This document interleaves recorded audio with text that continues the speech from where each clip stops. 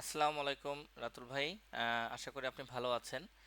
আপনার একটি রিকোয়ারমেন্ট ছিল যে স্টুডেন্টদের কাছে যাতে সহজেই এসএমএসটা পাঠানো যায়, সেই প্ল্যাটফর্মটা যাতে আমাদের এখান থেকে এনেবল হয় সেটি করে দেওয়ার জন্য, যেটি ডিজেবল অবস্থায় ছিল এতদিন।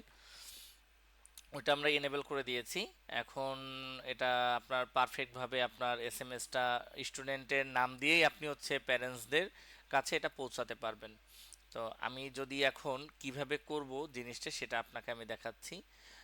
এখানে যদি আমি স্টুডেন্টদের ধরি, আমি এখানে আমার নিজের দিয়ে একটা অ্যাকাউন্ট খুলেছি। এটা টেস্টের ভিতর, আপনার লাইভে না, কিন্তু এটা টেস্টের ভিতরে। আম, এখানে আমার স্টুডেন্ট ডিটেলসে আমার ফোন নাম্বারটা দেয়া আছে। এখন আমি যদি এখানে সরাসরি এসএমএস দেওয়ার জন্য পোর্টালে চলে আসি, এসএমএস দিতে দিতে আমি আসব হচ্ছে এখানে SMS and bulk email, SMS report. যেখানে চলে আসার পরে আপনার ব্রাঞ্চ বলবে, কম এখানে কমপ্লেনের নাম আপনি রাতুল দিবেন, বা যদি অন্য কোনো ইউজার হয় সেই ইউজার, মানে এখানে যে এই এসএমএসটা পাঠাচ্ছে, ঠিক আছে, তার নামটাই হবে এখানে।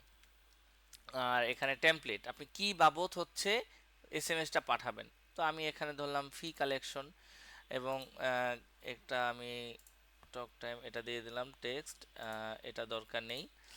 এখানে ইন্ডিভিজুয়াল স্টুডেন্ট, এখানে যদি আমি স্টুডেন্ট ধরি, এখন স্টুডেন্ট, এবং হচ্ছে এখানে স্টুডেন্টের নামটা আমি সিলেক্ট করে দিলাম।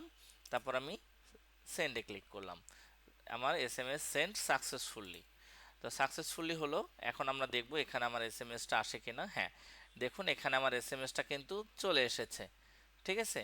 তো এইভাবে এখন আপনি ফি কালেকশন বা এভরিথিং যা আপনি চান সব ধরনের আপনি এখান থেকে করতে পারবেন। কেমন? তারপর যদি কোনো সমস্যা হয় আমাকে বলবেন, আমি এটা চেষ্টা করব সমাধান করে দেওয়ার জন্য। ঠিক আছে, অসংখ্য ধন্যবাদ।